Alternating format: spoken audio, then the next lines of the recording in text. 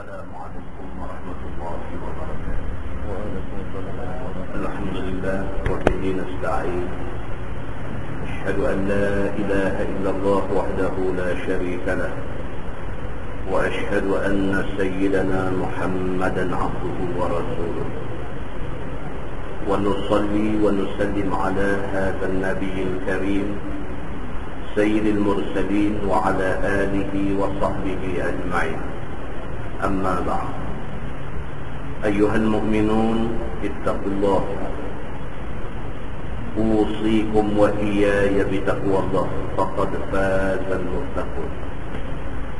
Muslimin dan muslimat, mudah-mudahan dirahmati Allah Subhanahu wa taala.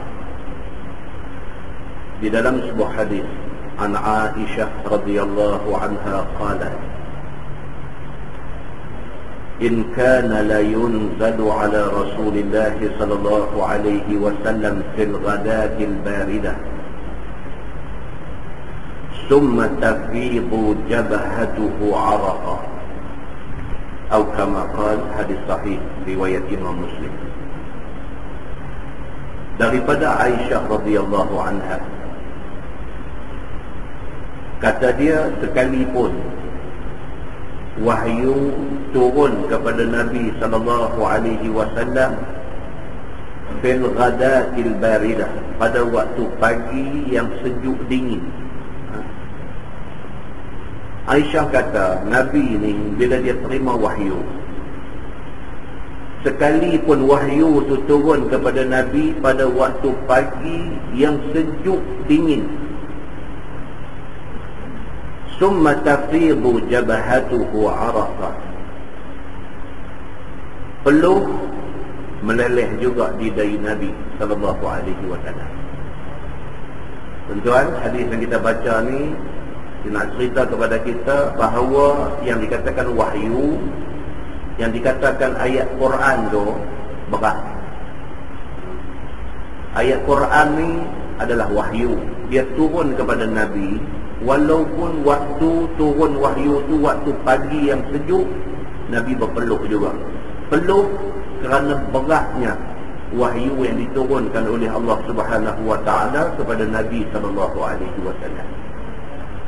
Berat wahyu ni tuan-tuan, bukan sahaja berat dari segi tanggungjawab nak melaksanakan tuntutan wahyu, bukan tu saja, tetapi wahyu ni dari segi fizikalnya pun berat.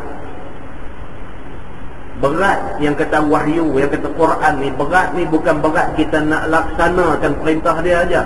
Wahyu tu sendiri berat.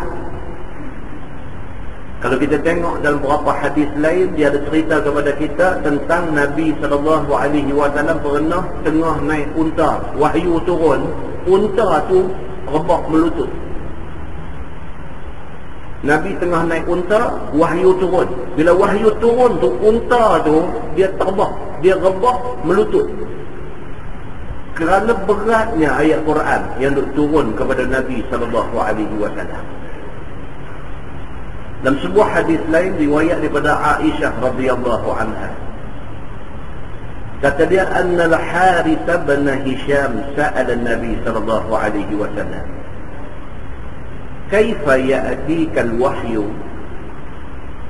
Faqala an-Nabi sallallahu alaihi wasallam, ahyanan ya'tini fi mithli salsalatil jarad wa huwa ashadduhu alayya, summa yafsimu anni wa qad wa'aitu, wa ahyanan malakun fi mithli surati ar-rajul fa'a ma yaqul, atau kama qala. Hadis sahih riwayat Imam Muslim. Daripada Aisyah radhiyallahu anha, kata dia, satu orang sahabat yang bernama Al-Harith bin Hisham, dia tanya Nabi sallallahu alaihi wasallam. Satu hari, satu sahabat nama dia Al-Harith, dia tanya Nabi sallallahu alaihi wasallam. Dia kata, kaifa ya'tikal wahyu? Al-Harith ni tanya Nabi, dia kata, ya Rasulullah, bagaimana Tuan terima wahyu? Al-Harith ni dia pun nak tahu juga wahyu ni, yang kata wahyu ni, yang kata Quran turun mai dekat Nabi ni macam mana. Dia turun mai dalam bentuk Nabi nampak tulisan di awan ke, ataupun dia turun mai dalam satu bundi jatuh berdebuak tu ke. Macam mana? Yang kata wahyu turun ni macam mana? Maka Al-Harith bin Hisham dia tanya Nabi. Dia kata, Tuhan, kaifa ya'tikal wahyu? Bagaimana wahyu turun pada Tuhan? Faqala Nabi SAW, Nabi jawab, Nabi kata, ahyanan ya'tini fi mithli sansabatil jaras. Nabi kata kadang-kadang wahyu ni turun macam mana bunyi loceng. Jaras ni maksudnya loceng. Nabi kata kadang-kadang wahyu turun mai dekat aku ni, dia bunyi macam loceng. Wa huwa ashadduhu alayya. Nabi kata kalau wahyu turun bunyi macam loceng, itulah wahyu yang paling berat aku nak terima. Wahyu ni turun macam-macam cara. Nabi kata di antaranya ahyanan, maksudnya kadang-kadang wahyu ni dia turun dalam bentuk bunyi jaras. Dia bunyi loceng. Kalau dia mai dalam bentuk bunyi loceng, Nabi kata wa huwa ashaddu alayya, itulah wahyu yang paling berat untuk aku. Summa yafsimu anni. Nabi kata kadang-kadang tengah-tengah duk bunyi, dia berhenti. Tengah-tengah duk bunyi tu tiba-tiba terputus, tiba-tiba berhenti. Wa qad aitu. Nabi kata tetapi walaupun jadi begitu, aku dah hafaz dan aku dah faham wahyu itu. Nabi ini satu orang yang brilian, genius, cerdik. Sekali turun aja, sekali itu dengan hafal, dengan faham sekali. Ini Nabi SAW. Nabi kata kadang-kadang wahyu turun, dia bunyi macam mana loceng. Kalau bunyi macam tu, malah ini wahyu cukup berat. Kadang-kadang tengah duk bunyi tu tiba-tiba dia terputus, tiba-tiba dia berhenti. Walaupun jadi macam tu, Nabi kata aku dah hafal dah dan aku dah faham dah maksud wahyu tu. Nabi kata wa ahyanan malakun fi mithli suratir rajul. Kadang-kadang wahyu ni dia mai dalam bentuk apa? Malaikat mai dalam rupa satu laki-laki. Turun mai malak, mai satu malaikat fi mithli suratir rajul. Dia turun dalam rupa satu orang laki-laki. Mai satu orang macam satu laki-laki berpakaian serba putih, rambut dia cukup hitam, nampak cukup segak. Nabi tengok muka dia, Nabi tahu ini orang Nabi tak biasa tengok, ini bukan orang sini, ni orang luar ataupun tak tahu siapa. Nabi bila tengok macam tu, itu Jibril turun bawa wahyu.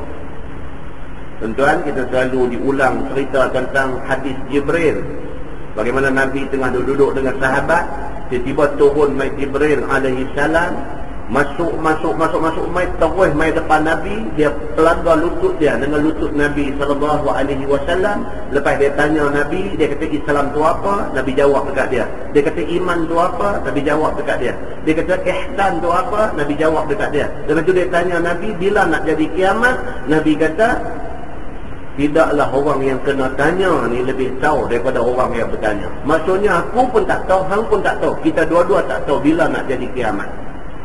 Nabi kata tapi kiamat ada tanda-tanda dia. Nabi cerita tanda-tanda tu semua. Lepas tu dia tiap-tiap kali Nabi habaq dia kata sadaqta.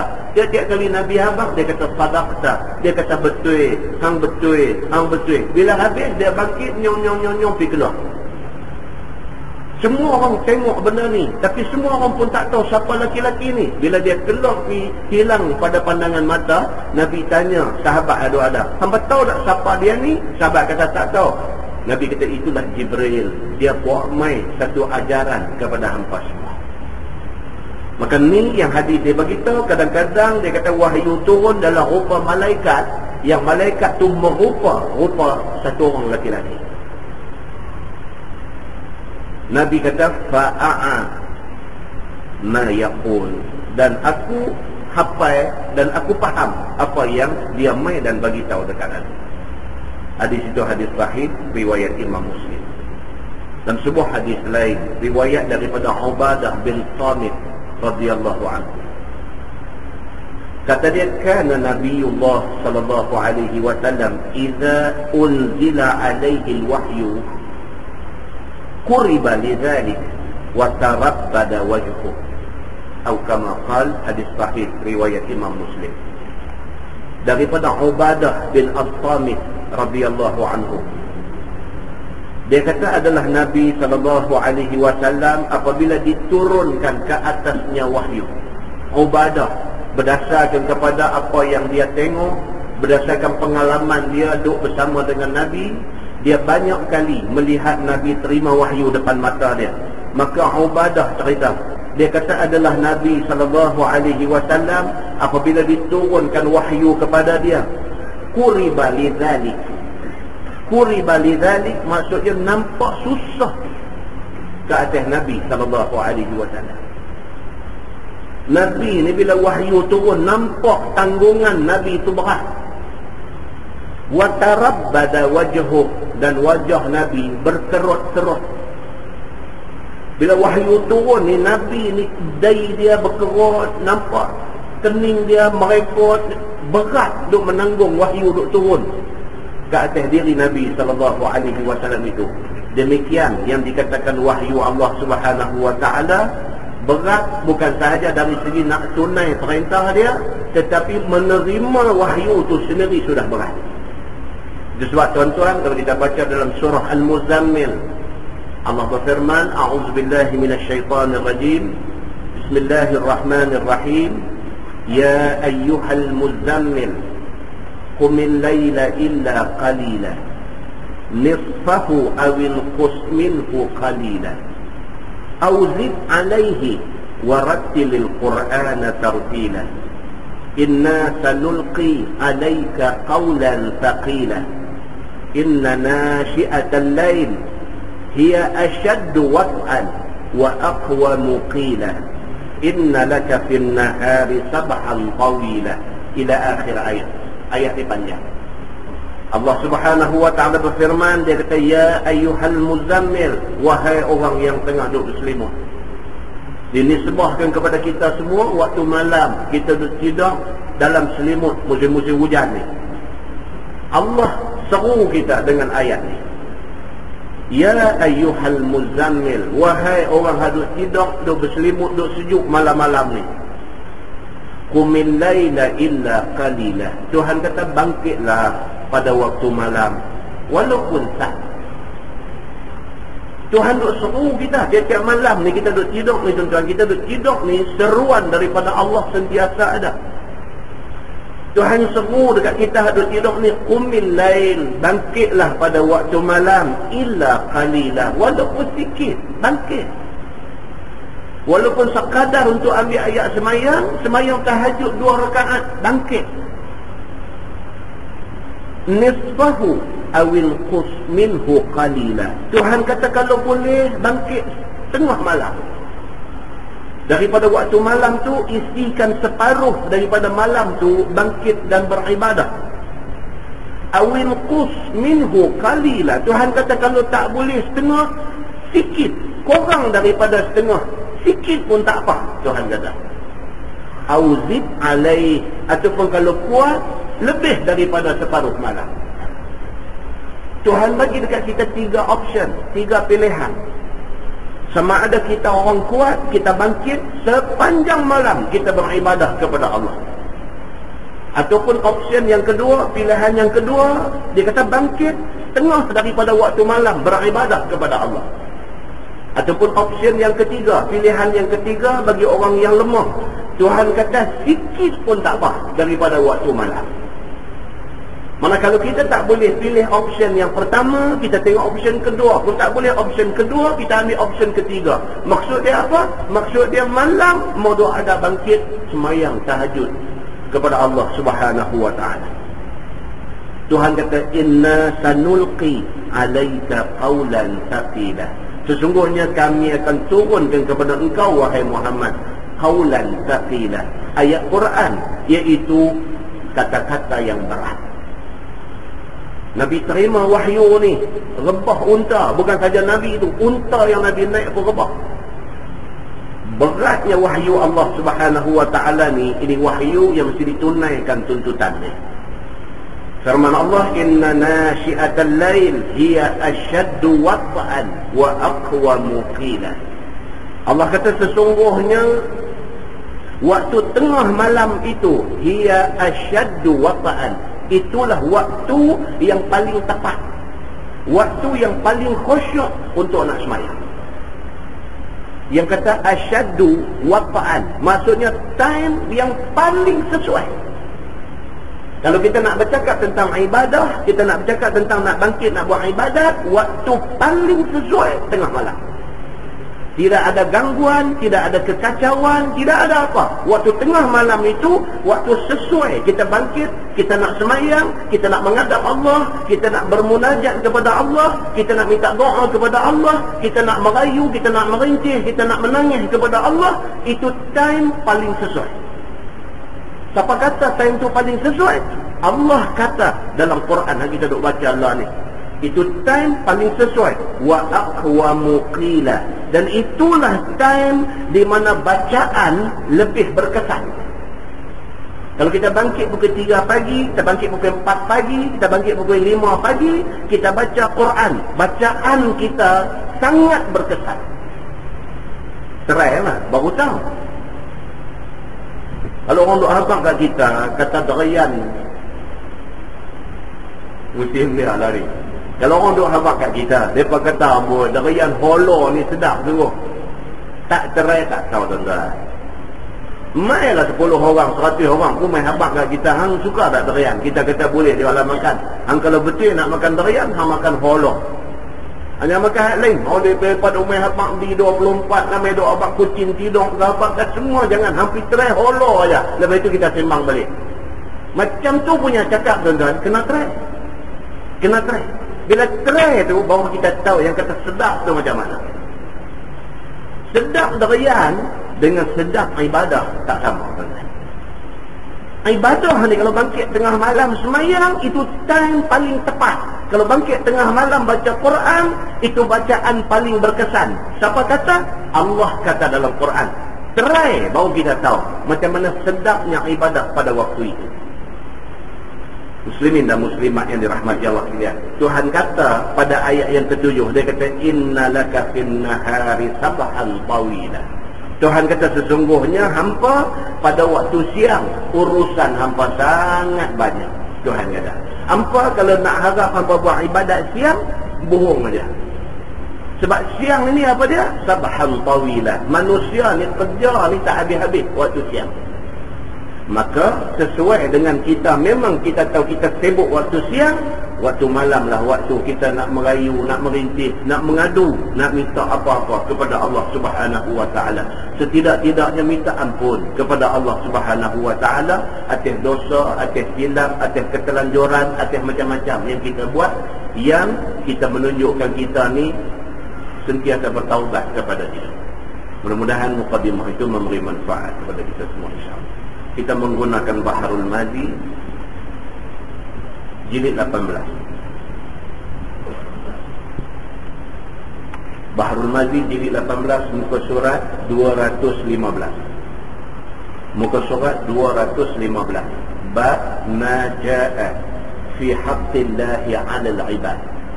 Itu bab yang datang pada menyatakan hak Allah ke atas hamba. Hak Allah ke atas hamba maksudnya apa tanggungjawab hamba kepada Allah. Itu maksudnya. Kita sebagai hamba Allah, apa tanggungjawab kita? Ketahuilah saudaraku, adalah kita manusia telah wajib menyempurnakan apa yang dijanjikan dan apa yang difardukan Tuhan ke atas hamba-hamba dengan adil. Kita tahu kita sebagai manusia, sebagai hamba Allah, Tuhan kata apa kena buat. Sedaya upaya kena buat. Luar daripada keupayaan, kita minta ampun kepada Allah Subhanahu wa ta'ala. Kita tak akan boleh buat semua 100%, tak boleh buat. Sedaya upaya, maksud dia apa? Sedaya upaya kita nak buat. Sampai dah habis dah, tak boleh buat juga, minta ampun kepada Allah Subhanahu wa ta'ala. Maka janji-janji yang diletakkan Allah, yang wajib disempurnakan itu, maka itulah hak hamba Allah baginya. Apa yang Tuhan janji, Tuhan suruh kita buat, maka itulah tanggungjawab kita kena buat. Dia kata. Maka barang yang hak atas hamba itu telah tersebut seperti yang dikeluarkan di dalam hadis riwayat At-Tirmidzi. Kata dia an Mu'adz bin Jabal radhiyallahu anhu qala Rasulullah sallallahu alaihi wasallam atadruna ma haqqullahi 'alal 'ibad qultu Allah wa rasuluhu a'lam. Diriwayatkan daripada seorang sahabat Nabi sallallahu alaihi wasallam, nama dia Mu'adz bin Jabal radhiyallahu anhu. Kata dia sabda Nabi sallallahu alaihi wasallam, Nabi kata, hai Mu'adz, adakah engkau tahu apakah hak Allah atas hamba? Satu hari Nabi dia tanya Mu'adz ni. Nabi tanya Mu'adz, hang tahu dah apa tanggungjawab hang dekat Tuhan? Nabi tanya, Mu'adz, hang mengaku kata hang ni hamba Allah apa semua, hang tahu dah apa tanggungjawab hang dekat Allah? Maka kata Mu'adz, Allah dan Rasul lebih mengetahui. Ini adab lah kita sebut banyak kali. Sahabat Nabi ni mereka biasa macam tu. Mereka biasa apa? Bila Nabi tanya apa pun, walaupun dalam hati mereka ada jawapan, mereka tak abang. Mereka kata Allah wa rasuluhu a'lam. Allah dan Rasul lebih tahu, kami tak tahu. Mereka tak akan mendahului Nabi dalam cakap. Mereka tak akan pedarah suara lebih daripada suara Nabi dalam bercakap. Hormatnya sahabat kepada Nabi ni begitu sekali. Baik, sambung hadis tu dia kata qala fa inna haqqahu 'alaihim an ya'buduhu wa la yusyriku bihi syai'an. Maka jawab Nabi sallallahu alaihi wasallam, Nabi kata bahawasanya hak Allah Subhanahu wa taala itu ialah bahawa menyembah hamba akan Allah dan mengesahkan dia. Nabi kata tanggungjawab hamba kepada Allah ialah apa? Hamba mesti mengabdikan diri kepada Allah dan mesti mengesahkan Allah. Ini tanggungjawab. Kita dengan Tuhan mesti macam tu. Bila pun Tuhan bos kita, bila pun Tuhan kita, bila pun kita akan patuh dan taat pada dia. Itu tanggungjawab kita. Baik, dia kata dan tidak sekutukan Allah dengan satu benda pun. Dan tanggungjawab kita tak boleh pada bila-bila masa pun tak boleh berasa ada satu kuasa lain sama dengan Tuhan ataupun lebih pada Tuhan. Tak boleh. Apa juga kuasa yang ada dalam dunia ni bawa daripada kuasa Tuhan. Apapun Tuhan paling berkuasa. Tak boleh hidup ingat ada siapa sama kuat dengan Tuhan, lebih kuat daripada, tak boleh. Kerana rasa macam tu bermakna kita syirik Allah dengan benda lain. Allah Subhanahu wa taala dia esa pada segala-galanya. Kuasanya dia satu aja yang berkuasa. Orang lain tak ada yang lebih berkuasa daripada dia, dan segala-galanya Allah esa pada segala-galanya. Yani tidak sekutukan Allah pada zatnya, pada sifatnya, pada af'alnya, dan mempunyai sifat kesempurnaan yang tiada terhingga banyak baginya. Allah ni sifat kesempurnaan saja ada kat dia. Orang dah mengaji sifat 20 ni dia kata sifat kamalat. Sifat kamalat maksudnya sifat kesempurnaan. Allah dia sempurna segala-gala.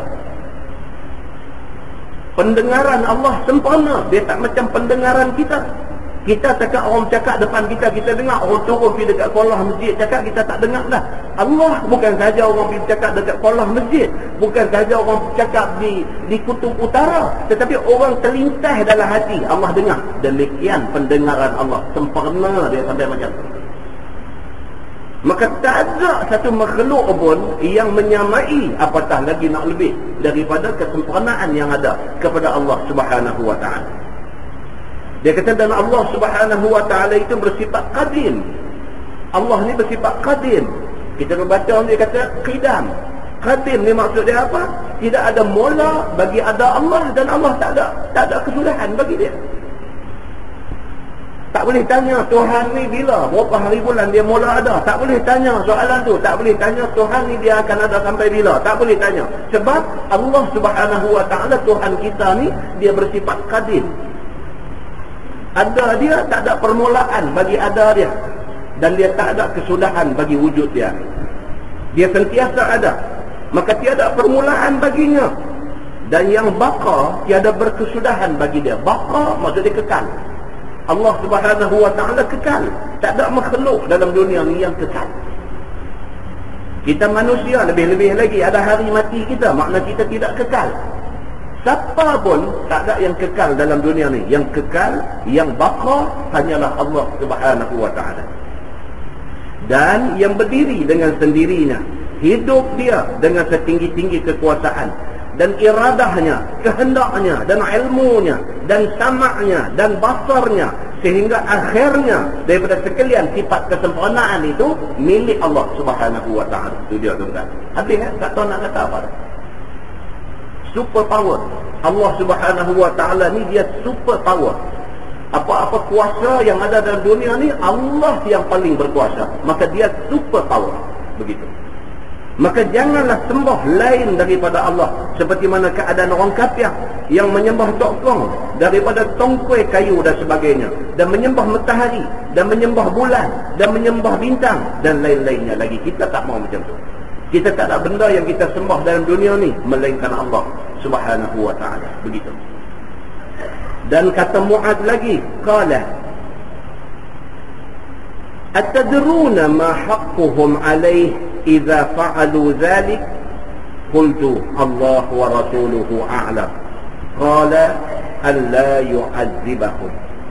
Maksudnya sabda Nabi sallallahu alaihi wasallam, adakah engkau tahu apa hak hamba atas Allah Subhanahu wa ta'ala apabila memperbuat mereka yang demikian itu? Yakni apabila hamba mengesahkan Allah, apabila hamba menyembah Allah, dan apabila hamba tak menyengutukan Allah dengan satu benda pun, apa Tuhan akan buat dekat hamba yang macam ni? Itu maksudnya. Apabila kita sembah Allah, kita tak sembah benda lain. Apabila kita tak syirik Allah dengan satu benda pun, apabila kita junjung tinggi segala perintah Allah, apabila kita taat sampai macam tu kepada Allah, apa Allah akan buat kat kita? Nabi tanya kepada Mu'ad. Maka jawab Mu'ad, Allah dan Rasul yang lebih tahu. Dia kata wallahu a'lam, kata Allah dan Rasul yang lebih tahu. Maka jawab Nabi sallallahu alaihi wasallam bahawa Allah tidak akan mengazab mereka itu. Nabi kata apa? Kalau sekiranya hamba, kalau sekiranya kita ni, kita taat Allah, kita abdi diri kepada Allah, segala-galanya kita tunduk kepada Allah, apa Allah akan buat kat kita? Allah akan pastikan kita tak kena azab dia di hari akhirat itu. Nabi jawab macam tu. Kata At-Tirmidzi, ini hadis hasan lagi sahih. Baik. Masalah dia kata, Allah Subhanahu wa ta'ala memberi azab dan menyakiti hambanya dengan tiada dosa. Adakah ia harus pada akal? Dia saja bawa satu persoalan. Dia kata kalaulah satu orang manusia tu tak berdosa, dia orang baik, boleh tak boleh Tuhan nak azab dia? Dia orang baik, boleh tak boleh dia mati esok Tuhan nak azab dia? Boleh tak boleh? Demikianlah i'tiqad Ahlus Sunnah wal Jamaah. Kata Imam Al-Ghazali rahimahullahu ta'ala, bahawasanya harus bagi Allah Azza wa Jalla menyakiti makhluknya dengan berbagai-bagai penyakit. I'tiqad Ahli Sunnah wal Jamaah, dia kata apa? Dia kata kalau kita orang baik pun, kalau Allah nak jadikan kita ni kena penyakit, itu hak Allah. Siapa tak boleh kata apa? Kan? Itu hak Allah. Pasal apa? Pasal kita ni milik Allah. Allah nak buat apa kat kita, itu hak dia. Kita atas dunia ni kita baik, kita tak buat dosa, kita tak buat maksiat, kita tak buat benda jahat, Tuhan takdirkan kita kena sakit. Sakit yang betul-betul mengazab diri kita. Salahkah Tuhan buat begitu dekat kita? Tak salah. Pasal apa? Pasal kita hak dia, kita hamba dia. Maka terpulang kepada dia nak buat apa dekat kita. Kalau dia takdirkan kita hak baik ni, Allah takdirkan kita sakit, dan kita sabar atas sakit tu, di sana Allah ganjarkan kita dengan pahala, dengan syurga yang tidak ternilai tingginya. Maka tidak salah kepada Allah nak takdirkan benda macam ni kena.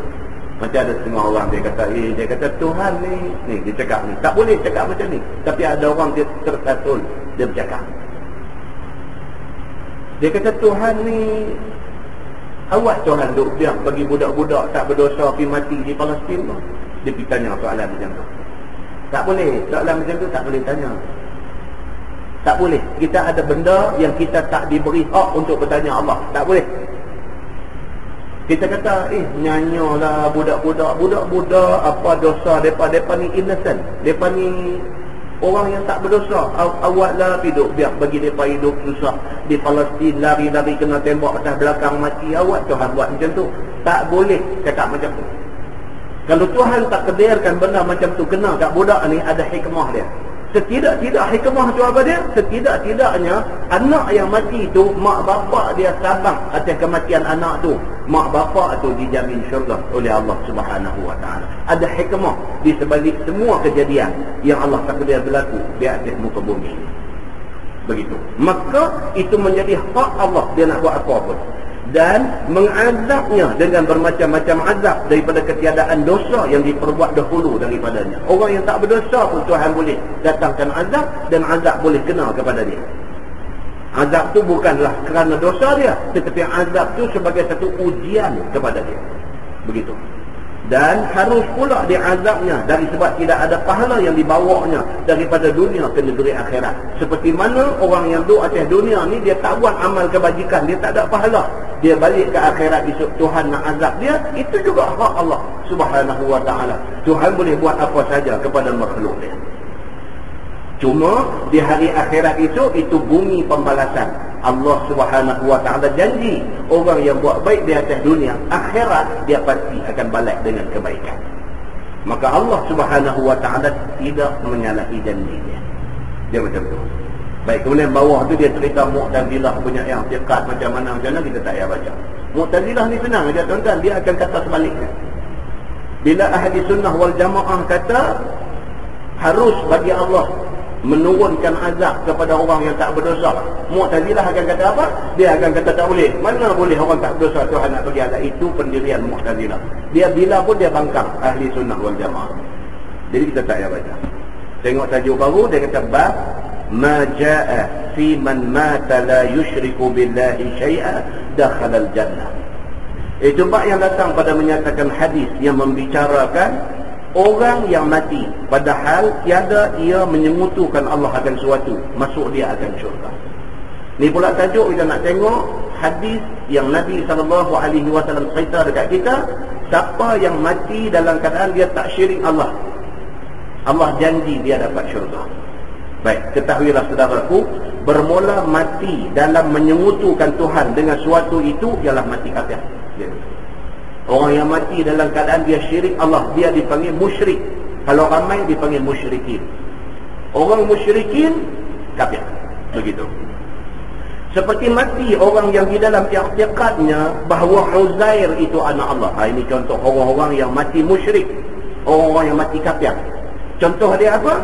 Dia duk kata Uzair ni anak jantan Tuhan, anak laki-laki Tuhan. Terang-terang dia jadi kafir. Terang-terang dia jadi kafir.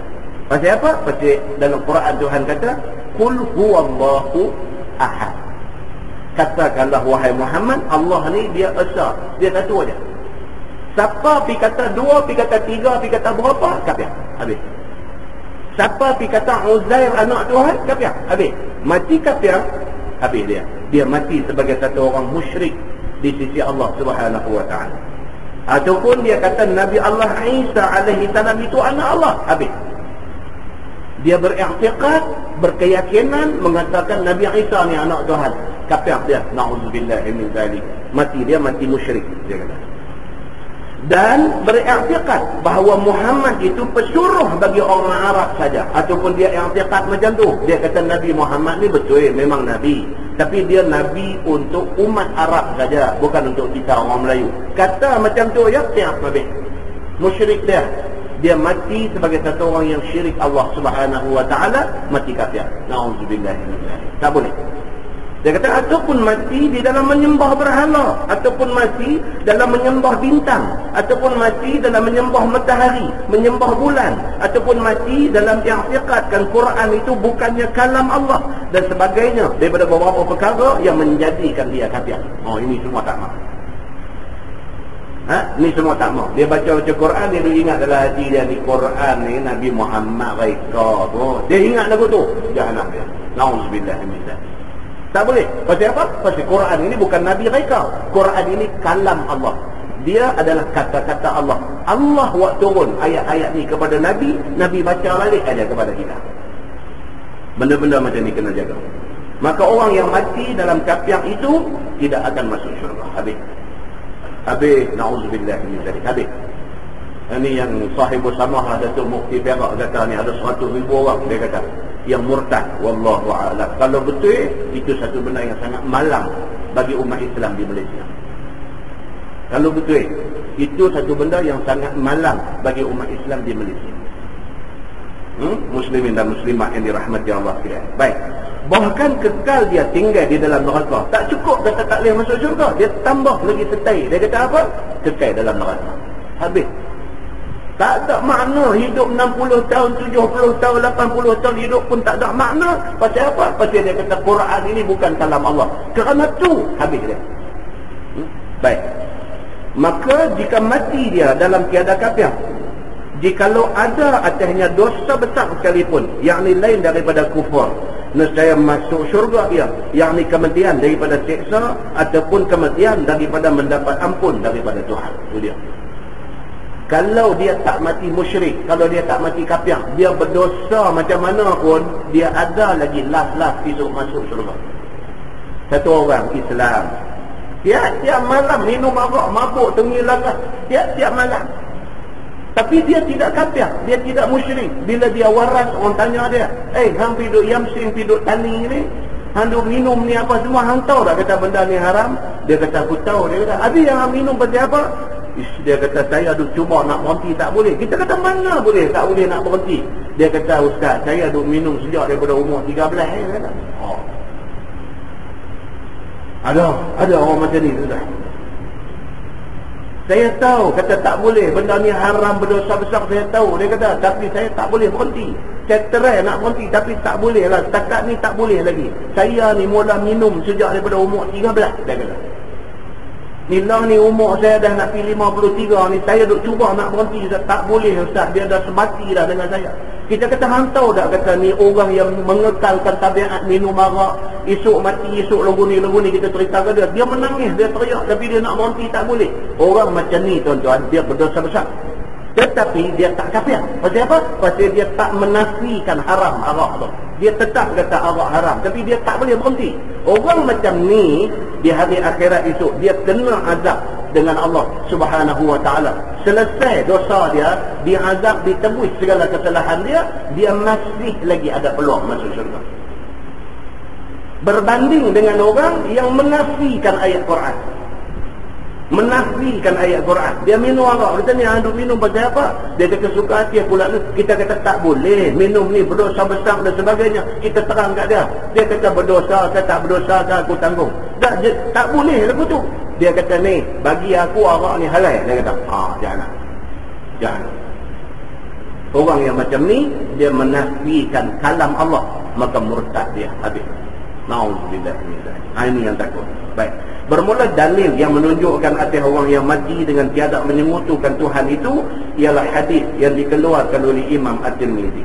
Kata dia, an Abi Dzar anna Rasulullah sallallahu alaihi wasallam qala atani Jibril fabashsharani fa akhbarani annahu man mata la yushriku billahi syai'an dakhala al-jannah. Diriwayatkan kepada seorang sahabat Nabi sallallahu alaihi wasallam, nama dia Abu Dzar radhiyallahu anhu, bahwasanya Nabi SAW bersabda, telah datang pada aku Jibril alaihi salam. Nabi cerita, Nabi kata Jibril mai jumpa aku, maka diberinya aku sukacita hati. Jibril bawa satu berita baik kepada aku. Lalu dia khabarkannya kepada aku bahwasanya siapa mati ia hal keadaannya tak menyengutukan Tuhan akan suatu, nescaya masuk dia akan syurga. Nabi panggil sahabat-sahabat ni, Nabi beritahu dekat sahabat-sahabat ni, Nabi kata Jibril baru mai jumpa aku. Jibril bawa satu berita baik untuk kita semua. Jibril kata apa? Jibril kata siapa mati tak syirik Allah, dia akan masuk syurga. Itu good news, itu satu berita yang cukup baik. Sambung hadis tu dia kata qultu wa in zana wa in saraqa qala na'am. Maka kata aku, yang ni kata Nabi SAW kepada Jibril, Nabi kata, dan jika berzina orang tu dan jika mencuri dia masih boleh masuk syurga? Nabi tanya Jibril. Bila Jibril main khabar siapa mati tak syirik Allah, dia ada chance masuk syurga. Bila dengar macam tu, Nabi tanya Jibril. Ada hadis yang kita dah baca, Abu Dzar tanya Nabi, Rupa-rupanya sebelum Abu Zar tanya Nabi, Nabi tanya Jibril dulu. Nabi sendiri pun macam tak percaya apa yang Jibril kata. Jibril kata siapa yang mati dalam keadaan tak syirik Allah dengan satu benda pun, dia akan masuk syurga. Nabi tanya Jibril, Nabi kata, wahai Jibril, kalau orang yang mati ni, dia ni zana, dan dia ni saraka, dia ni biasa berzina, dan dia ni biasa mencuri, adakah dia masih boleh masuk syurga? Yang ni jika dia buat dosa besar sekalipun, adakah masuk syurga juga dia? Maka jawab Jibril alaihi salam. Jibril kata bahkan. Jibril kata ya. Walaupun dia mencuri, walaupun dia minum arak, walaupun dia berzina, walaupun apa, dia biasa buat benda-benda ni, tapi dia tak syirikkan Allah. Bila dia mati, dia akan diazab atas dosa dia. Lepas selesai azab, dia akan masuk syurga. Begitu kata Tirmizi. Ini hadis hasan lagi sahih.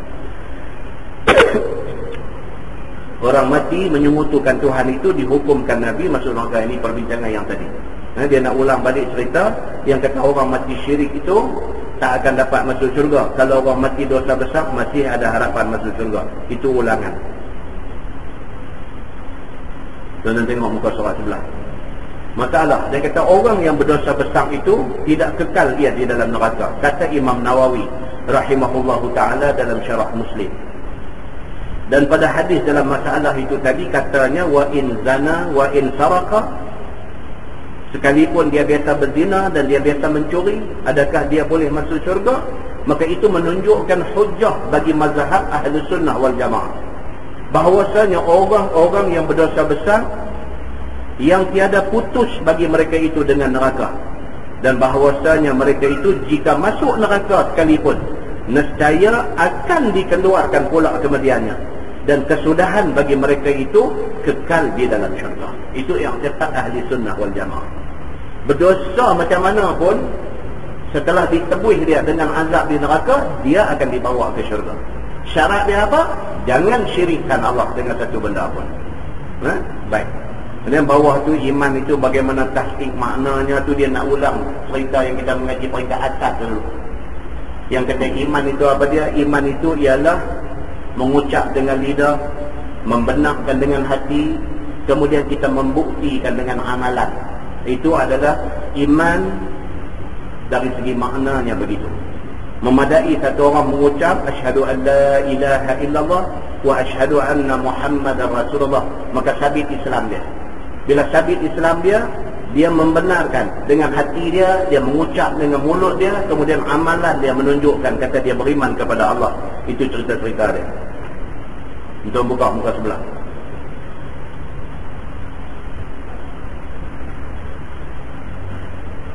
Baik, yang tengah tu dia kata masalah iman itu memberi faedah dia di dalam negeri akhirat apabila mati seseorang itu atasnya. Dia kata iman, kalau kita mati dalam keadaan beriman, adakah iman itu memberi faedah kepada kita?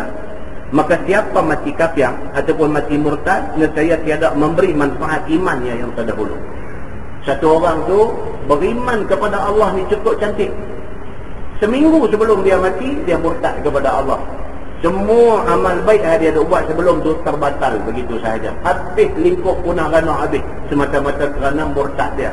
Maka murtad itu membatalkan semua amalan iman yang dia buat sebelum. Yang tu dia nak beritahu. Tetapi adakah kita kata ia tiada ada iman? Kerana setengah daripada syarat iman itu tiada mengiringi akan dia oleh kufur. Ataupun kita kata beriman tetapi batal dia pada barang yang kemudian daripadanya. Dia beriman tetapi kemudiannya terbatal iman dia, lingkup habis dalam amalan yang dia buat sebelum tu, kerana datang dengan mengejut barang yang membatalkan iman itu. Atau adalah hukum dengan keadaannya, iman yang sahih terhenti atas penyudahnya. Itu dia kata iman kita ni bergantung kepada kesudahan hidup kita. Yang kita minta doa, Allahumma khtim lana bihusnil khatimah wala takhtim alaina bisu'il khatimah. Minta ya Allah, bagilah ending hidup kita, bagilah penamat hidup kita dalam keadaan elok. Janganlah akhiri hidup kita ni dalam keadaan yang tak elok. Ya ni pasal apa? Pasal hak ujung tu yang penting. Maka dia kata di sini iman yang sahih terhenti atas penyudahnya. Ujung hidup kita tu macam mana? Itu yang penting. Itu sebab tuan-tuan, kita tak boleh buka dada, dabik dada, mengatakan kita orang paling baik. Tak boleh. Pasal kita tak tahu sebelum mati kita nak jadi macam mana. Tak boleh cakap. Mana ni? Hari ni, ya. Hari ni betul. Kita tiap-tiap waktu semayang masjid. Hari ni. Hari ni. Tapi esok nak jadi macam mana kita tak tahu. Malam esok insya-Allah di Masjid Jelutong kita akan baca cerita orang mati bunuh diri. Apa cerita orang mati bunuh diri ni? Dia mengakhiri hidup dia, dia mengakhiri nyawa dia dengan perbuatan macam tu, membunuh diri. Apa kesudahan kepada orang bunuh diri ni? Rosak ke tak Islam dia, rosak ke tak iman dia? Nabi semayang ke tak mayat orang yang mati bunuh diri? Dari segi hukum, apa hukum kepada orang yang mati bunuh diri? Ini nak kena baca. Na'udzubillah min zalik. Takut tuan-tuan. Pasal apa? Pasal kita tak tahu kesudahan hidup kita macam mana. Kita tak tahu. Kita hanya perlu minta doa kepada Allah. Allahumma khtim lana bihusnil khatimah. Ya Allah, bagilah kami esok ni habis dalam keadaan elok. Yang tu aja nak minta. Tak maulah kita ni diakhirkan hidup kita dalam keadaan derhaka Allah Subhanahu wa taala. Na'udzubillah min zalik. Baik, dia kata sebagaimana terhenti hukum sah semayang dan sah puasa atas kesempurnaan keduanya. Sama juga macam puasa.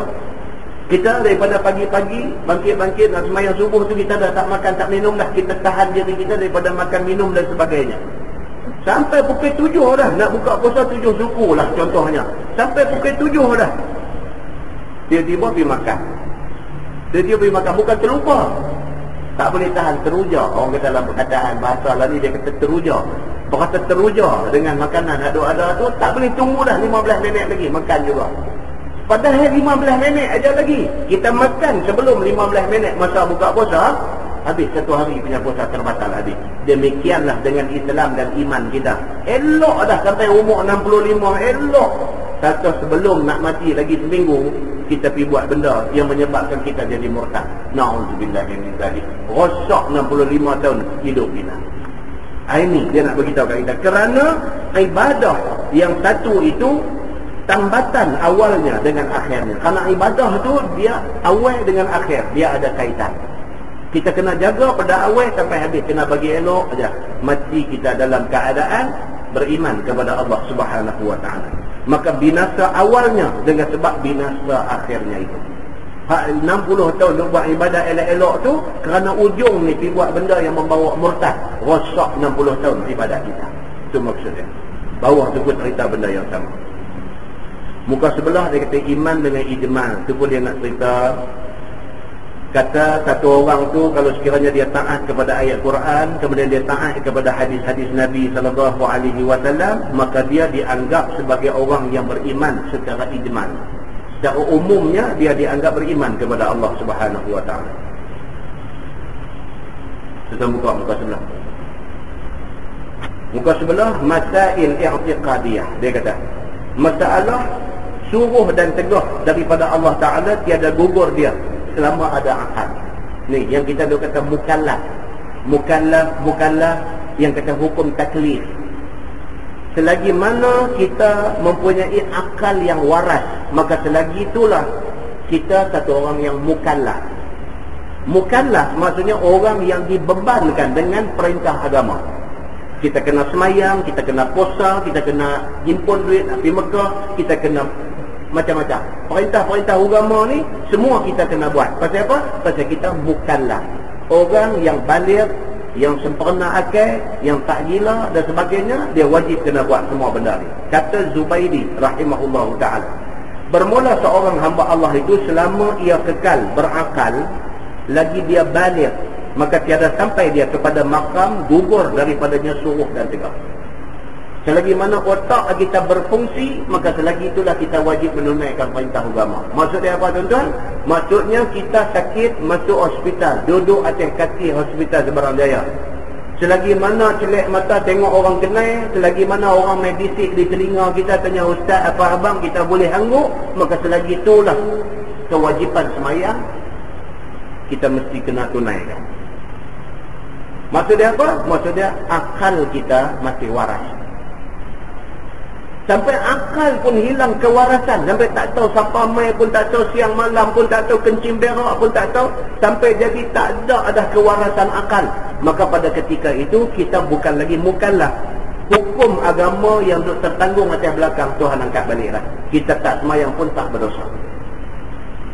Jadi selagi mana otak boleh fikir, boleh berjalan, boleh mengingat, boleh kenal, selagi itu perintah agama mesti ditunaikan.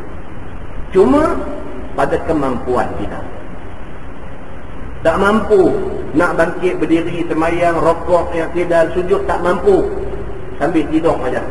Boleh gerak mana-mana anggota sikit-sikit dah. Tak mampu yang tu. Buatlah lagu mana pun, pakai pelupuk mata ke apa. Kalau buka mata lueh tu, seolah-olah kita duduk berdiri qiyam dalam semayang. Bila buat mata katuk sikit, seolah-olah kita rokok. Bila pejam mata, seolah-olah kita sujud.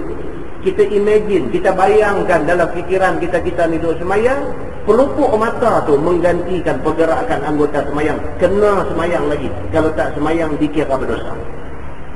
Dan bayangkan tuan, kita pergi hospital tengok ni, kita takut satu hari kita duduk katil itu. Takut satu hari kita duduk katil itu. Takut masa kita duduk katil itu kita tak boleh nak tunai perintah Allah. Takut tuan. Takut. Sakit doh, tapi otak berjalan lagi. Bini mai duduk dah tepi, bini tanya abang nak minum ke? Boleh kepala apa? Nak kena semayang lagi tuan-tuan. Masa tu nak semayang tu macam mana? Mampukah kita menunaikan perintah Allah dalam keadaan macam tu? Yang ni kita kena serah kepada Allah. Minta tolong dekat Allah lah. Kalau boleh janganlah uji kita sampai kita tak mampu nak menanggung ujian itu. Kawan saya dia kata apa? Dia kata, ustaz ada kata doa kita boleh minta dekat Tuhan. Minta kita ni kalau nak mati, kira lagu duduk sandang tu mati lagu tu. Tak mau. Kalau boleh tak mau ni cerita sakit, kencing berak, tak boleh nak urus ni. Pasal mata kita duk tengok tuan-tuan. Mata kita duk tengok orang yang sakit jadi lagu tu, lagu ni semua. Kita ni duk ingat dalam hati, aku tak maulah macam ni semua, aku tak mau. Ya Allah, aku itu nak bagi mati ni, bagi mati lagu tak mau susah orang, kita pun tak mau susah. Nak buat satu tak mau susah orang. Kira kalau boleh ni tengah duk semayang ni, kalau boleh macam ni Tuhan mau ambil kita, alhamdulillah. Tengah duduk semayang ni, sujud tu sekali lah. Orang semua bangkit rakaat kedua, bangkit rakaat ketiga, kita lagu duduk sujud sengap lagu tu. Habis-habis orang main duduk pegang panggil ustaz, tak ada dah. Alhamdulillah, kalau boleh mau lagu tu. Tapi adakah Tuhan nak bagi kat kita lagu tu? Minta kepada Allah Subhanahu Wa Taala. Minta, ya Allah, jangan uji kita, jangan fitnah kita dengan ujian, dengan fitnah yang kita tak mampu nak tanggung. Yang tu minta tak mau. Minta dekat Allah, minta baik-baik dekat Tuhan, tak maulah yang ni semua, tak mau. Muslimin dan muslimat yang dirahmati Allah. Kerana firman Allah Subhanahu wa taala, a'udzubillahi minasyaitonir rajim, wa'bud rabbaka hatta ya'tiyakal yaqin. Maksudnya, dan sembah olehmu akan Tuhanmu sehingga datang akan dikau oleh maut. Ini saya tengok dalam apa jemaah baru ni dalam TV3. Kuliah apa? Al-Kuliah ke apa? Ada satu rancangan TV3 petang-petang. Mereka bincang tentang satu tajuk lurus tetapi apa? Lurus tidak bengkok ke apa macam tu, lebih kurang dari tajuk dia. Dia nak cerita kata yang lurus itu jalan agama. Yang cabang-cabang, yang bengkok-bengkok itu jalan kesesatan. Kemudian ada satu seorang ustaz yang bercakap hari itu dia bawa main ayat ni. Dia kata wa'bud rabbaka hatta ya'tiyakal yaqin. Dia kata ayat ni telah diselewengkan, telah disalahgunakan oleh beberapa golongan. Dia kata maksud ayat ni apa dia? Wa'bud rabbak, hendaklah hampa abadikan diri kepada Tuhan hampa hatta ya'tiyakal yaqin, sehinggalah mai kepada hampa semua al-yaqin. Yaqin di sini ditafsirkan oleh seluruh ulama tafsir sebagai al-maut. Maksud ayat ni ialah apa? Hampa kena sembah Tuhan, kena semayang, kena apa? Hatta ya'tiyakal yaqin, sampai hari mati hampa kena semayang. Itu maksud ayat yang sebenarnya. Ada golongan dia sudah divert benda ni. Dia kata apa? Hendaklah kita sembah Allah sehinggalah datang keyakinan pada kita. Bila kita ni dah jadi satu orang yang betul-betul yakin dengan agama, maka kita tak payah sembah Allah lah. Dia pergi kona betul. Pasal apa? Dia kata kita punya makam pada masa tu sudah sampai makam apa? Makam fana diri. Diri kita sudah fana, sudah rosak, sudah binasa. Kita sudah sama dengan Allah Subhanahu Wa Taala. Jadi tak payah semayang lagi. Ada ajaran-ajaran macam ni di penjuru-penjuru kampung dalam Malaysia. Jadi masing-masing ni punya ibadat, punya semayang, punya zikir, punya apa, sampai peringkat tu. Bila sampai peringkat tu tak semayang, tak apa-apa pun tak buat dah. Pasal apa? Pasal dia dah dapat yakin lah, dia kata. Sedangkan maksud perkataan yakin dalam ayat ni ialah al-maut. Tafsiran yang disepakati oleh semua ulama tafsir berdasarkan kepada hadis Nabi sallallahu alaihi wasallam. Jaga baik tuan-tuan benda ni. Sebab benda ni ada wujud, dia kata. Maka sesungguhnya telah muwafaqah ahli tafsiran, dia beritahu lah. Sesungguhnya telah sepakat ahli tafsir atas kehendak makna yakin itu ialah maut, dia kata. Ini dia beritahu. Baik. Sebelah tu pun dia duk ceritalah tentang ada golongan-golongan yang sesat apa semua ni.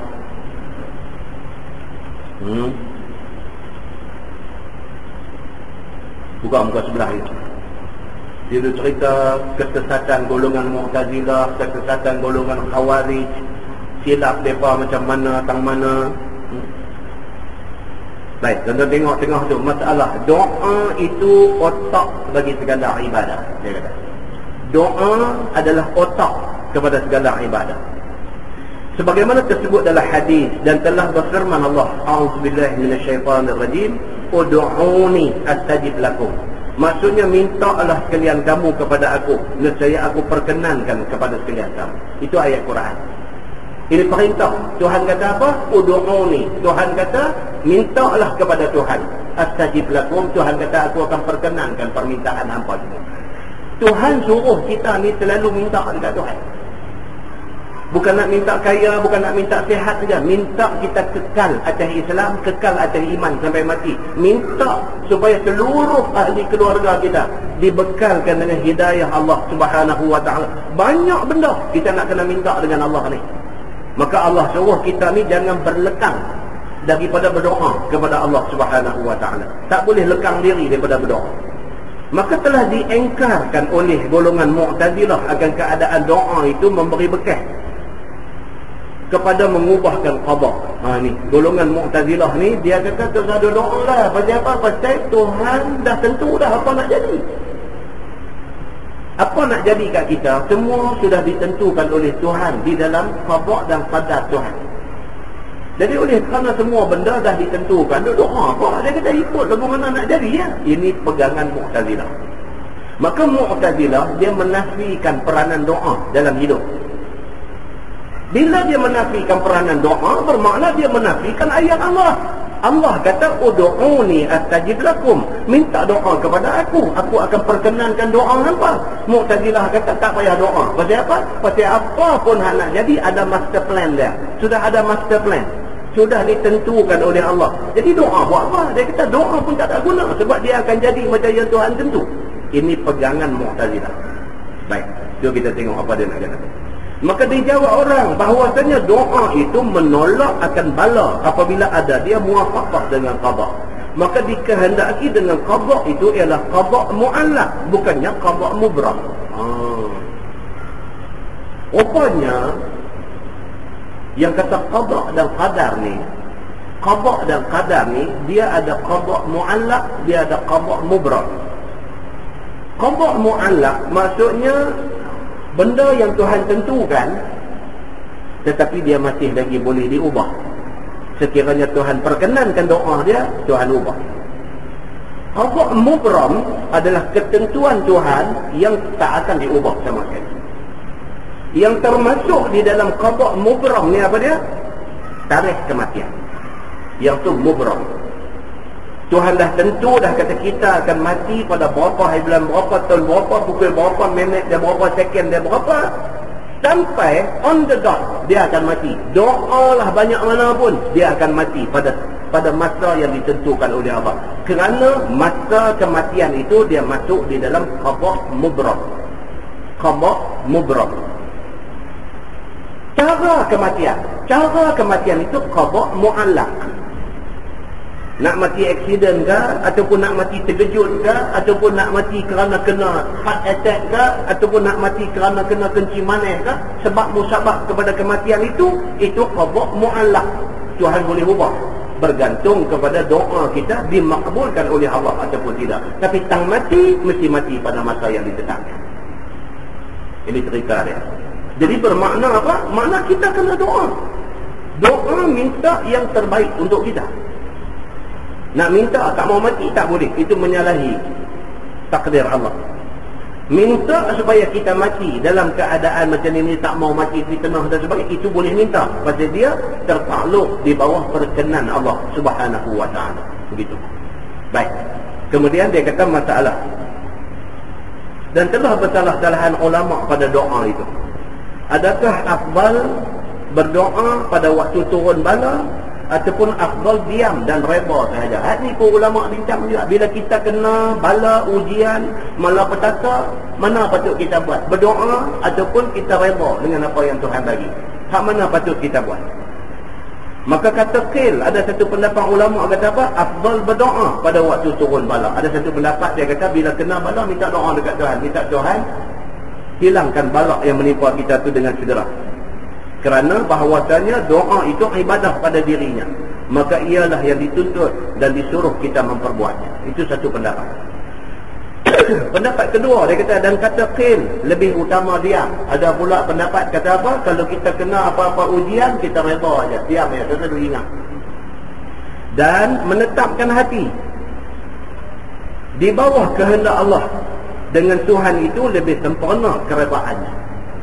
Pendapat yang kedua dia kata apa pun kena kat kita reda aja. Dosa ada mereka, dosa ada minta doa, dosa ada apa. Tuhan bagi mai reda aja apa yang mai. Itu pendapat kedua. Dia kata dan tidak jauh bahawa kata orang bermula yang lebih sempurna ialah menghimpunkan antara keduanya. Ini pendapat yang ketiga pula. Dia kata dua-dua sekali, iaitu berdoa dengan lidah dan adalah dalam hati itu serah kepada kehendak hukum Tuhan. Itu pendapat yang ketiga. Bila kita kena apa-apa susah, doa dekat Tuhan, minta Tuhan segera hilangkan kesusahan ni. Tetapi hak mana hak tu kena tu kita reda lah. Itu ketentuan Tuhan kepada kita. Nampaknya pendapat yang ketiga ini pendapat yang paling elok untuk kita pegang. Dia kata bawah tu dia terus cerita benda yang sama.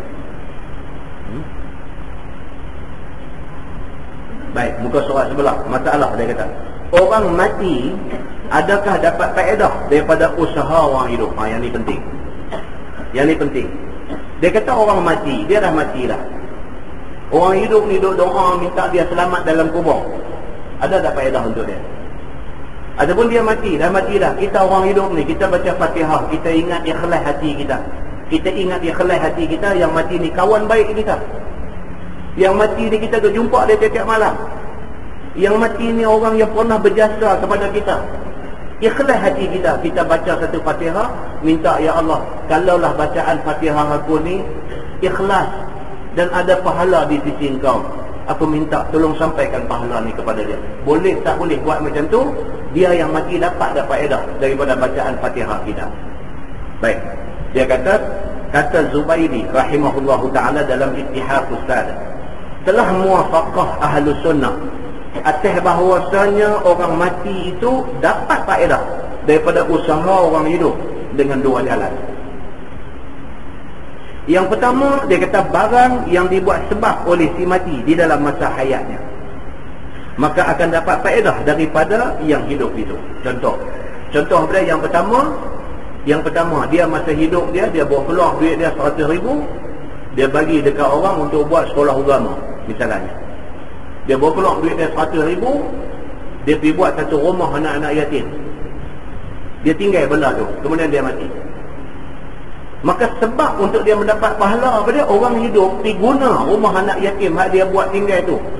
Ambil anak-anak yatim duduk di situ, bela, bagi makan, bagi belajar, bagi kasih sayang dan sebagainya di atas rumah hak dia buat tu. Maka selagi itulah faedah dapat kepada dia yang mati. Dia kata itu satu. Yang kedua, dia kata doa orang Islam, orang muslimin dan minta ampun mereka itu baginya. Yang kedua, dia dapat faedah apabila orang yang hidup ni doa minta Tuhan ampun dia dapat. Doa siapa pun, kalau Tuhan makbul sampai.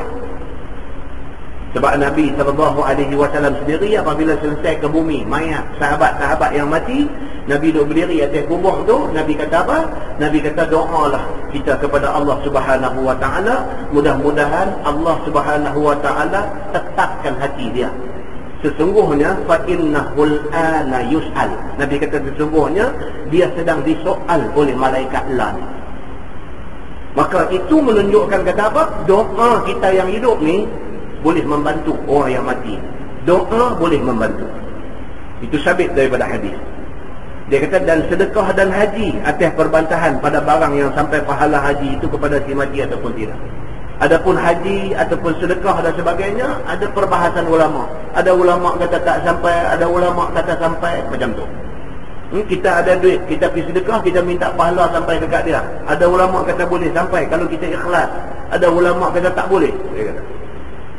Haji pun serupa. Ada ulama kata kalau dia ni mati tak buat haji, kita ambil duit, kita pergi upah orang suruh buat haji untuk dia. Ada ulama kata boleh, ada ulama kata tak boleh. Benda ni dikhilafkan oleh ulama. Baik. Maka daripada Muhammad bin Al-Hasan katanya bahawasanya sampai bagi si mati pahala akan nafkahnya itu, dan pahala haji bagi orang yang mengerjakan haji itu. Ada pendapat di antaranya oleh Muhammad bin Al-Hasan, dia kata sampai. Dan pada sisi umum ashab kita Syafi'i, di kalangan ulama-ulama mazhab Syafi'i, dia kata apa? Sampai pahala haji bagi orang yang dihajikan. Dan ini adalah yang sahih.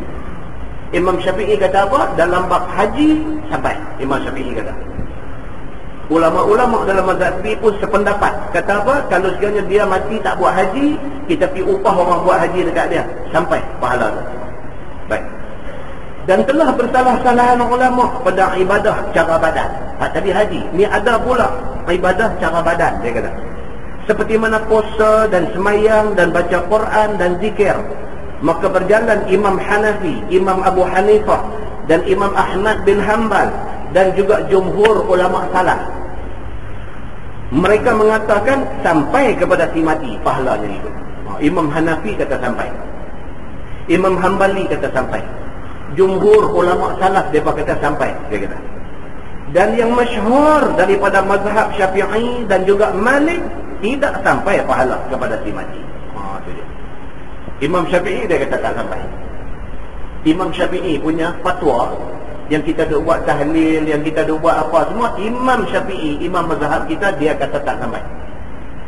Yang kata sampai ni siapa? Imam Hanafi kata sampai. Imam Hanbali kata sampai. Nampak tuan-tuan? Yang kita duk kata kita ni mazhab Syafi'i, duk marah orang tak ikut mazhab Syafi'i ni. Dalam bab ni Imam Syafi'i kata tak sampai. Itu je lah, nak tukar mazhab lain pula. Ini tuan-tuan, kita nak kena faham. Yang kata pendapat imam-imam mazhab ini ijtihad mereka. Ini ijtihad mereka. Kita tak boleh kata Imam Syafi'i betul, Imam Hanafi salah. Kita tak boleh kata Imam Hanafi betul, Imam Syafi'i salah. Tak boleh. Semua pun betul. Semua pun betul. Pasal apa? Pasal ijtihad. Nabi kata apa? Kalau tepat, dapat 2 pahala. Kalau tak tepat, dapat 1 pahala. Maksudnya salah berdosa tak?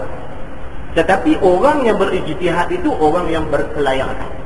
Imam-imam mazhab semua berkelayakan. Maka kita hari ini kita pegang apa mazhab sekalipun, tak ada salah apa. Dan kita tak boleh kata orang lain salah. Banyak lah soalan macam ni, banyak lah ni duk timbul. Kau belah Pulau Pinang lah cukup banyak. Pasal di belah Pulau Pinang ni, masyarakat India Muslim kebanyakan mereka bermazhab Hanafi. Jadi duduk flat. Di Pulau Pinang flat banyak. Bila duduk flat, bawah flat ada surau. Jadi masalah, di surau tu jadi masalah. Bila pagi itu, tu imam orang Melayu, mazhab Syafi'i jadi imam, dia baca qunut. Bila dia baca qunut, golongan apa kawan-kawan kita yang India Muslim ni, mereka Hanafi, mereka tak ada qunut. Dia jadi masalah. Lepas tu esok pagi pula, mazhab Hanafi ni pula naik jadi imam. Tok Melayu, mazhab Syafi'i ni pula ni qunut tak baca, wah. Benda ni tak jadi masalah apa. Baca pun tak apa, tak baca pun tak apa. Tak ada apa-apa. Tak ada apa-apa. Yang mensunatkan qunut sembahyang subuh ni mazhab Syafi'i sahaja. 3 mazhab lagi tak sunatkan qunut. Jadi benda ni benda ijtihadi, benda-benda ijtihad. Tak ada masalah apa.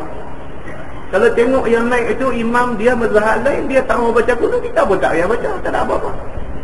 Tu duk buat bantah dengkiang nak baca juga. Dia apa? Kalau pening kepala dulu lah. Dia tak faham. Tuan-tuan pernah dengar cerita Imam Syafi'i? Imam Syafi'i dia anak murid kepada Imam Malik. Imam Malik ini dipanggil Imam Madinah. Imam Syafi'i belajar ke Imam Malik. Imam Malik kata subuh tak sunat kunut. Tapi Imam Syafi'i anak murid ni, dia jumpa hadis apa tang mana, dia kata sunat baca kunut. Tetapi apabila Imam Syafi'i diminta mengimamkan sembahyang subuh di tempat orang-orang mazhab Malik yang tak baca kunut, dia sendiri tak baca kunut. Padahal dia berpendapat kata baca kunut itu lebih baik. Tapi bila dia pergi jadi imam kepada masyarakat itu, dia sendiri meninggalkan kunut. Menunjuk kata benda ni tak ada apa-apa. Yang sampai nak bergaduh, berbalah sampai apa semua. Susahlah sampai mengaduh. Semayang ni nak qiyam duk atas dada ke, nak qiyam duk bawah ke, nak tutup pusat ke apa ke. Dalam mazhab Hanafi, dia qiyam ni tutup pusat. Itu sebab tuan-tuan tengok kawan-kawan kita yang mazhab Hanafi ni, dia semayang qiyam dia tu terlondeh di bawah. Pasal mazhab dia kata luput. Mazhab Syafi'i pula dia kata atas pada pusat, bawah pada dada. Mazhab Hambali, dia pula kata apa? Dia kata pasal ada hadis sahih terang-terang kata apa? Nabi qiyam duduk di atas dada. Nak buah atas dada kan, nak buah tambah nak kamu pun jangan tak semayang je. Sebab semua ni pendapat ni terlahir daripada ijtihad ulama mazhab, tuan-tuan. Kita jangan pandang ulama mazhab ni lagu ustaz-ustaz yang kita duk kenal ni dah. Depa ni alim, depa dahsyat, tuan-tuan. Alim daripada dahsyat. Maka keterbukaan dalam soal ini perlu ada. Muslimin dan muslimat yang dirahmati Allah. Kalau kita rasa kita dah jumpa hadis ni, hadis terang-terang kata Nabi qiyam di atas dada, kita nak buat macam tu, Masya Allah, tafadhal, buat. Mudah-mudahan apa yang kita buat bersandarkan hadis yang sahih itu menjanjikan pahala dua. Kalau tepat. Kalau kita duk kata ni, Imam Syafi'i pun bukan kecil anak, dia takkan tak jumpa hadis ni. Habis pasal apa? Dia tak kata betul, aku nak ikut Imam Syafi'i juga, aku percaya atas ilmu dia. Nak buat, Masya Allah, tafadhal, tak ada salah apa. Jangan ini menjadi punca perbalahan. Sampai tahiyat nak kodek jari pun berkelahi ni, macam nak kodek jari ni. Dalam mazhab Syafi'i, dia kata asyhadu an la ilaha illallah, sunat. Asyhadu an la ilaha illallah, sunat gerak masa tu. Dalam mazhab Hanafi, dia duduk tegak tu. Asyhadu an la ilaha illallah, lagu turun pula. Kita naik, dia lagu turun. Dalam mazhab Hambali ataupun mazhab yang dipegang di Makkah dan Madinah, dia kodek jari. Bila mai tang bacaan doa dalam tasyahud ni, dia jari dia duduk gerak dulu. Ini adalah pendapat-pendapat yang terlahir daripada imam-imam mazhab berdasarkan sandaran hadis masing-masing. Tak ada masalah apa. Jangan pergi buat penumbuk dulu tu, sudah itu tak ada hadis, tak ada apa kata suruh buat penumbuk dulu tu. Hal lain itu ada huraian dia, ada penjelasan dia yang kita tak boleh kata salah. Cuma kalau kita nak rasa tenang hati, clear kita jumpa hadis. Ni dia hadis kata lagu ni, aku nak follow yang ni. Pasal aku yakin ini cara yang betul-betul Nabi buat. Tafadhal, buat, mudah-mudahan diganjarkan dua pahala. Muslimin dan muslimat yang dirahmati Allah. Ini cerita-cerita yang ada di dalam bab-bab yang sama dengan bab yang kita duk baca ni. Kita boleh tak boleh orang mati kita baca Fatihah hadiah dekat dia. Ini huraian dia duk main beritahu dekat kita. Imam Syafi'i dia kata apa? Dia kata tak sampai. Dia kata Imam Syafi'i kata tak sampai pahala yang dibaca oleh orang hidup yang nak dihadiahkan kepada orang mati. Tak sampai, dia kata. Dan telah berjalan setengah daripada ahlul bid'ah, daripada ahlul kalam, kepada tidak sampai sesuatu pahala sama sekali.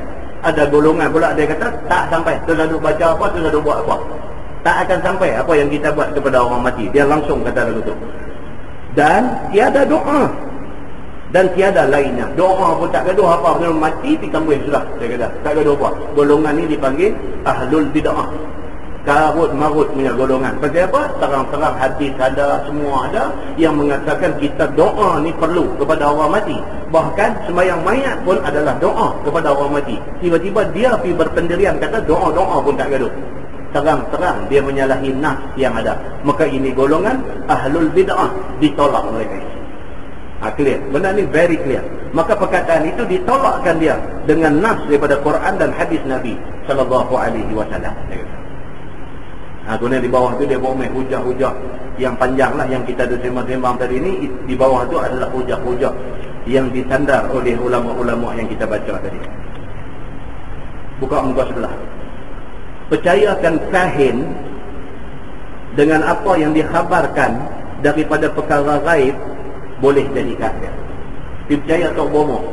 Tok Bomo dia ramai cerita-cerita yang akan datang. Dia cerita dengan kita, dia tahu dulu. Kita percaya dekat dia, dia boleh membawa kepada kufur kita. Saya jumpa satu sahabat baru dalam 3-4 hari. Jumpa saya malam tanya, ada buat apa lah ni? Saya tanya dia, anda buat apa lah ni? Dia kata, saya tak kerja dah, hari tu tak kerja lah. Saya kata, oh habis dia buat apa pula? Dia buat menyaga lah. Kita tanya dia. Dia kata, saya lah ada tolong orang pula. Hai, hidup dengan tolong orang mana? Habis anak bini nak makan macam mana? Dia kata, adalah rezeki Tuhan duk bagi ya. Takut kita dengar. Tolong orang, lepas tu rezeki Tuhan bagi. Boleh cerita sikit lah macam mana tu? Itulah saya nak abang kat Ustaz lah. Tapi kalau Ustaz tak percaya, jangan gelak kat saya lah. Saya tak tahu lagi lah. Cerita dulu pun boleh tahu nak gelak tak gelak. Kita kata kan. Kalau lucu sangat, dia nak gelak lah. Apa dia? Tanya kat dia. Saya ni dalam 2 bulan lepas lah. Dia kata. Dalam 2 bulan lepas. Satu malam tu Ustaz, dia kata, saya balik daripada minum. Nak tergelak lah kita pun. Okey, kita apa? Terus. Saya balik daripada minum lah. Ini minta maaf Ustaz, saya dengar Ustaz saya cakap terus terang lah. Dengar Ustaz cakap terus terang. Okey. Saya balik pada minum. Tapi saya Ustaz, saya minum berapa butir pun saya tak mampu. Ya? Awal-awal yang tu lah, aku nak dengar cerita hang tolong orang tadi ni. Kan? Pasal kita nak tengok ni sejauh mana betul ni dia punya cerita ni, kita nak kena timbang. Balik pada minum tapi tak mabuk. Saya kata, saya balik-balik tu tak tahu macam mana Ustaz. Dia kata malam tu saya sampai di rumah saya mandi, saya ambil ayat semayang. Saya semayang Ustaz malam tu. Jadi hang tak pernah semayang lah sebelum ni. Dia kata lagu tu lah kadang-kadang lah. Tapi malam tu tak tahu macam mana. Balik-balik tu dia macam mana. Saya mandi, saya semayang. Dia kata lepas tu saya zikir. Saya zikir. Saya kata zikir apa? Saya zikir Allah aja. Dia kata okey. Saya kata lepas tu dia main sejuk satu badan. Dia kata dia main sejuk satu badan. Dia kebas tangan, dia kebas kaki. Pula dah. Dia kata hang kena stroke pun. Ya, dia kata tak tahu tak. Dia main macam tu. Lepas tu dia kata saya macam boleh scan. Dah jadi Mr. Scanner pula. Saya macam boleh scan, dia kata. Saya ingat satu orang, saya boleh scan rumah dia, saya boleh scan dia tu sekali. Oh, saya kata ini luar biasa. Ini luar biasa. Saya kata hantu elok, kita wadah ayam dulu ni pasal cerita ni luar biasa, dia tak pernah jumpa. Lepas tu kata dia, itulah dia kata start dengan macam tu punya kejadian. Lepas tu Ustaz dia kata kira 2 bulan lah saya tak minum. Saya kata ini perkembangan yang baik. Dia kata yang ni aku boleh bagi kredit dekat hang. Kata tak minum langsung. Dia kata tak minum. Saya kata sebelum ni hang minum tak? Dia kata malah. Dia kata 2 bulan tak minum langsung. Tak minum langsung. Dia kata semayang cukup semua lah ni. Okey, dia kata boleh dengar dekat ni. So apa lagi nak cerita? Dia kata itulah dalam pada tu dia kata ada orang sakit mai jumpa saya. Alhamdulillah Ustaz, baik sakit dah. Saya kata ini puncak cari makan. Dia kata ini puncak cari makan. Tapi Ustaz, dia kata nak tanya Ustaz satu ya. Betul tak betul ni apa yang kena kat dia? Kacau dah. Soalan tu kita tak boleh jawab. Betul tak betul saya tak boleh jawab. Saya kata cuma yang saya boleh kata apa, kalau hang daripada satu orang kaki minum dengan apa yang jadi malam tu hang stop terus minum, Hang daripada satu orang yang tak pernah semayang, ataupun semayang ni main-main, dengan kejadian malam tu hang semayang 5 waktu tak tinggal, bagi saya itu satu petanda baik. Tuhan sekurang-kurangnya dia nak tunjuk sayang dekat hati. Cerita tentang hidup berubat jampi orang baik ni, ini saya no comment, saya tak tahu. Yang ni hang kena pergi tanya orang yang tahu. Dia kata dia. Patut tak patut saya komen macam tu? Memang kena komen macam tu, tak boleh komen macam lain. Dia tak boleh kata, oh kira betul ni, apa yang hang buat betul ni Tuhan bagi kat hang. Tak boleh tuan-tuan. Belum tentu apa yang dia dapat tu Tuhan bagi. Belum tentu. Benda-benda pelik ni, wa imma dia mukjizat, wa imma dia karamah, wa imma dia istidraj. Takut. Kita tak tahu ni dia duduk dalam kelas mana, kita tak tahu. So apa pun saya kata kat dia, yang pentinglah ni maintain semayang, jangan tinggal. Yang pentinglah ni arak jangan sentuh, jangan ingat dah. Yang tu dulu maintain. Yang lain kita terima lain kali. Kata-kata muslimin dan muslimat yang dirahmati Allah, apa nak kata? Dalam kehidupan kita ni, kadang-kadang dia lipat masuk main macam-macam ni punya cerita. Kadang-kadang dia lipat masuk main macam-macam ni punya cerita yang kita tak boleh bagi satu kata putus. Betul kata betul apa tak boleh bagi. Kita cuma boleh kredit dia, boleh kata bagus pada benda baik yang dia buat. Hak mana yang samar-samar was-was, kita kata nanti tak lalu. Mungkin satu hari kita rujuk dia kepada orang yang boleh memberi satu kata yang boleh dipakai. Muslimin dan muslimat yang dirahmati Allah. Ini benda yang kita doakan. Baik, yang dia nak beritahu kat kita ni, dia kata percaya kepada kahin, kepada tukang nujum ni, apa hukum dia? Bermula kahin itu ialah orang yang mendakwa diri dia tahu benda-benda yang gaib. Yang kata kahin ni, dia benda yang gaib, maksudnya benda yang tak nampak mata, dia kata dia tahu. Yang sahabat kita ni, saya jumpa ni pun, saya sajalah kata kat dia. Saya saja kata kat dia, oh betul, hang boleh scan semua benda. Boleh tak? Cuba scan rumah saya tak? Saya kata dia, cuba scan rumah saya tak? Tile anak tangga rumah saya di dalam color apa? Tolong scan tak tengok. Hang punya scanner hitam putih ke color? Saya tengok. Takut lagi dia jawab, dia kata black and white dia, tak boleh jawab soalan tu. Kan? Dia pun pejam depan kita, lagu duduk genggam tangan apa mumi. Dia kata tile kan? Dia kata, saya kata tile saya abang dah juga ni. Color apa? Dia kata tak ubah kali. Dia kata nanti lain kali. Saya kata tak ubah, tak kali simpan dulu. Dia kata sajalah kita, bukan kita percaya ke dia dan bukan apa, cuma kita nak sedangkan dia. Kata jaga-jaga, jangan terlebih percaya kepada luar biasa yang berlaku dekat diri itu. Jangan terlebih percaya macam tu. Baik, kemudian dia kata apa? Dia kata sebab pun jadi kafir orang yang percaya kepada kahin itu adalah kerana firman Allah, a'udzubillahi minasyaitanirrajim, la ya'lamu man fis samawati wal ard al-ghaib illa Allah. Artinya tiada tahu siapa-siapa di dalam 7 petala langit dan bumi akan yang gaib itu melainkan Allah. Ini ayat Quran. Tuhan dah seal dah. Tuhan kata tak ada siapa pun dalam 7 lapis langit, dalam bumi ni, tak ada seorang pun makhluk dia yang boleh tahu benda yang tak jadi lagi. Tak. Makna kata dengan adanya ayat ni, kalau ada orang mengaku kata dia tahu apa nak jadi minggu depan, dia berbohong. Dia menyalahi ayat Al-Quran. Tak boleh tahu apa yang nak jadi di depan. Dan sabda Nabi SAW, man ata kahinan fasaddaqahu bima yaqul faqad kafara bima unzila ala Muhammadin SAW. Maksudnya siapa datang dia kepada kahin, kepada Tok Nujum, lalu dipercayainya akan dia dengan barang yang dikata oleh Tok Nujum itu, maka sesungguhnya kufur dia dengan barang yang diturunkan ke atas Nabi Muhammad SAW. Kalau dia tanya, dia percaya apa yang pun tu kata, dia kufur dengan ayat Quran dan juga dengan hadis Nabi SAW. Kemudian dia kata bermula nak kenai kahin itu ialah orang yang memberi khabar daripada segala kaum pada masa yang akan datang. Dia duk beritahu kita dia tahu benda yang akan datang. Dia kata jaga baik-baik, minggu depan tak usah keluar rumah, duduk dalam rumah, jangan keluar. Kita kata pasal apa? Tak usah keluar. Kita kalau hang keluar ada satu benda tak elok nak jadi, tak boleh pakai cakap dia. Sebab tak ada seorang pun makhluk Allah yang tahu apa yang nak jadi di depan. Dan dia mendakwa dirinya tahu akan segala rahsia alam. Tak mau. Cakap macam ni je kita potong terus. Tak mau. Aku tak mau sembang dengan karut. Hang bercakap, hang tahu benda yang akan datang ni semua karut. Sebab apa? Pasal Quran kata tak ada orang yang akan tahu benda ni. Begitu. Dan kata qil ialah tukang sihir dan tukang nujum, iaitu orang yang apabila mendakwa diri dia tahu segala perkara kejadian yang akan datang, maka iaitu seumpama kahin juga. Dan pada maknanya ialah tukang ramal. Dia duk ramal, duk teka macam-macam.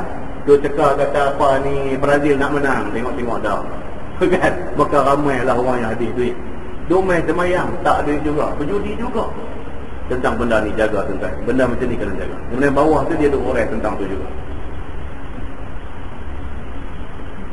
Tuan-tuan buka muka belakang ni. Masalah dia kata bertolong dengan jin.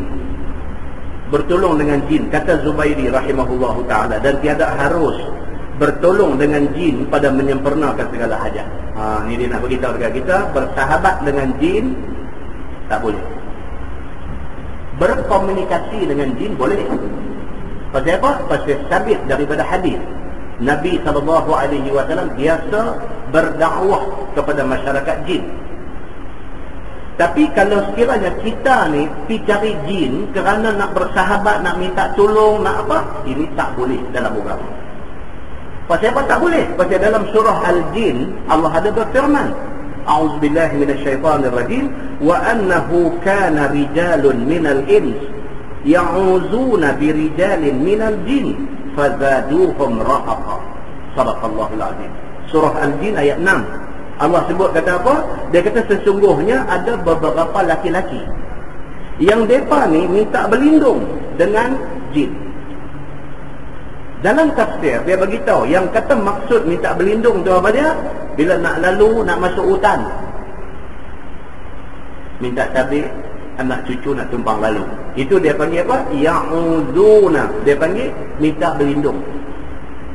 Kerana dia beriktikad, dia berkepercayaan kata jin ni ada satu power boleh buat something dekat dia. Kalau macam tu salah. Pasal apa salah? Pasal Tuhan kata fazaduhum rahaqa, maka bertambahlah jahat dan fasik pada diri mereka itu. Tak boleh. Kita cuma boleh kata jin ni ada, dan kita wajib percaya kata ni dalam majlis ilmu malam ni ada jin. Bukan orang tapi jin, bukan. Tak. Jin betul ada dalam majlis kita ni. Ada hidup kali tengok kawan pula dia ni jin ustaz kata. Bukan orang, jin betul. Dalam majlis ilmu ni jin ada. Pasal apa? Pasal dalam hadis Nabi. Nabi cerita kata jin ada attend majlis ilmu. Hadis kata betul. Dan jin juga sama macam manusia, ada Islam, ada kafir. Jin juga mukallaf. Macam mana manusia ni mukallaf, jin juga mukallaf. Kita kena semayang, dia kena semayang. Itu masyarakat jin. Maka mengakui kewujudan masyarakat jin itu adalah sesuatu yang mesti, pasal sabit daripada Quran dan hadis Nabi. Adapun nak minta tolong dekat jin kerana percaya jin ada power, itu salah. Kalau kita percaya, fazaduhum rahaqa, kita menambah lagi dosa dan jahat dalam diri kita. Ini cerita dia. Baik, dia kata di situ, dia kata tak boleh kita minta tolong kepada jin nak sempurnakan hajat kita, dan tak harus menjunjung suruhnya lebih-lebih lagi. Dah bersahabat dengan jin, turut pula apa jin mau. Jin mau kita ni apa? Sebulan sekali dibuat hidangan ayam tonggek, naik atas bukit manakah, Bukit Tokun ke manakah.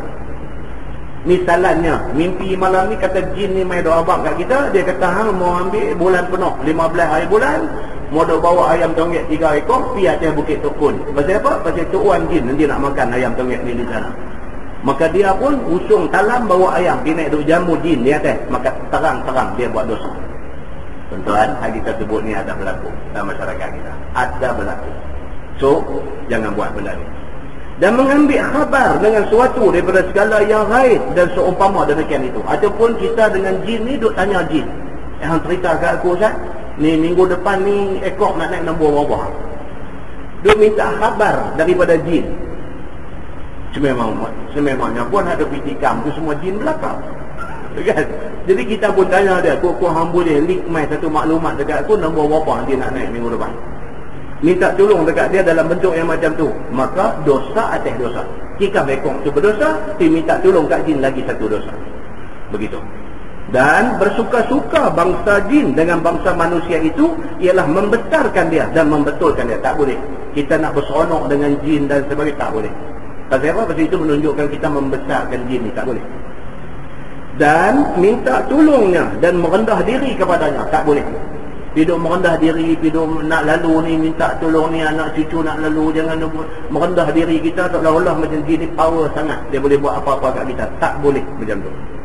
Dan satu macam daripada mereka itu dengan segala kelakuan seperti syaitan. Jangan dia buat kelaku macam syaitan ni. Dan zahir dengan tari menari dan apa perbuatan jalan dan sebagainya. Nah, ni nak pergi buat majlis puja jin dengan buat benda-benda pelik-pelik tak apa.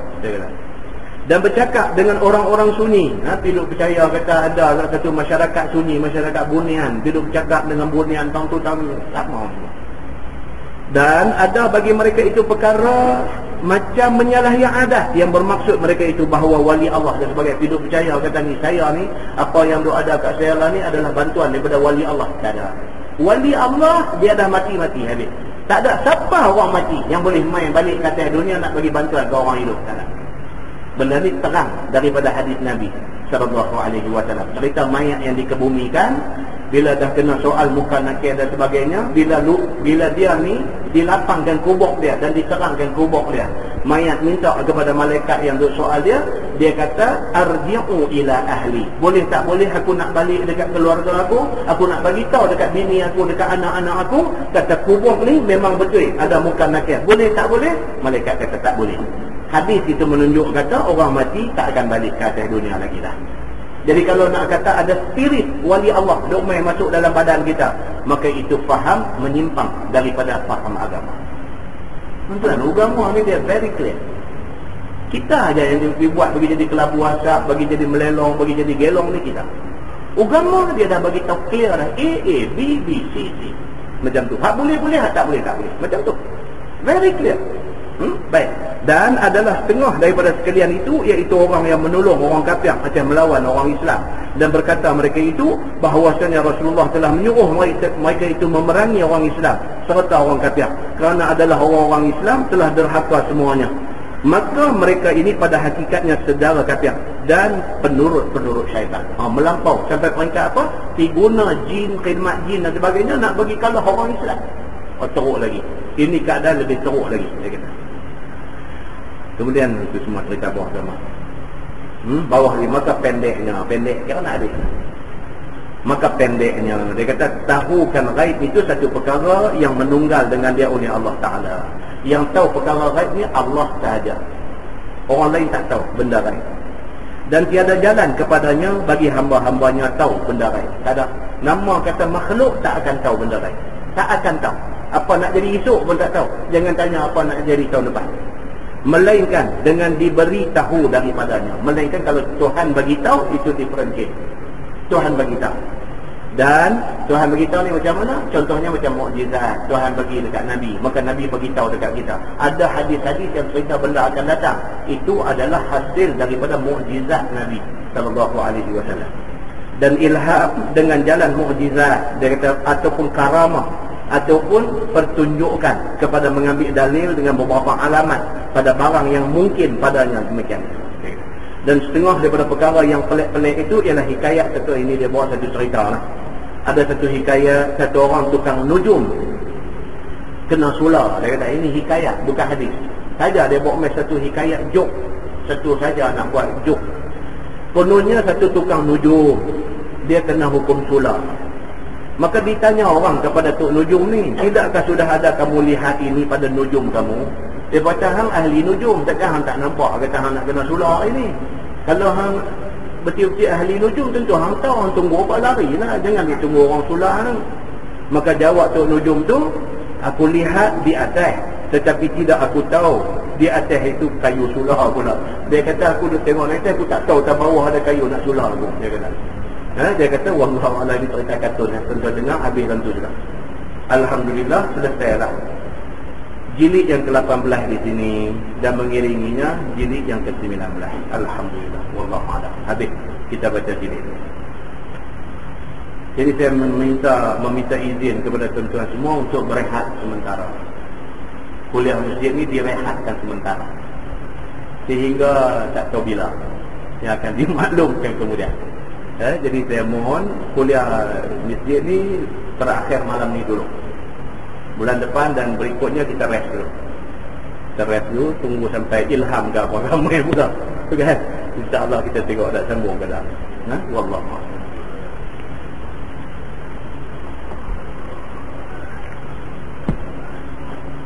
Yang baik itu daripada Allah. Kita tangguhkan dengan tasbih kafarah dan surah Al-Asr. Aduh Allah.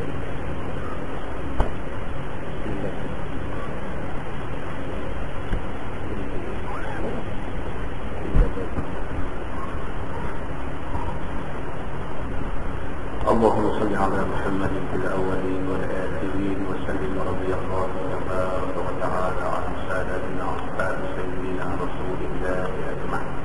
بسم الله الرحمن الرحيم. الحمد لله رب العالمين حمدا يوافي نعمه وكافئ مزيدا. يا ربنا لك الحمد كما ينبغي لجلال وجهك الكريم وعظيم سلطانك.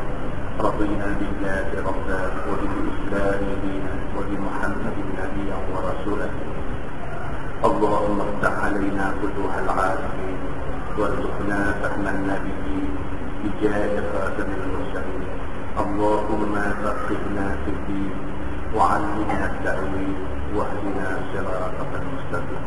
اللهم أرنا الحق حقا وارزقنا اتباعه وأرنا الباطل باطلا وارزقنا اجتنابه.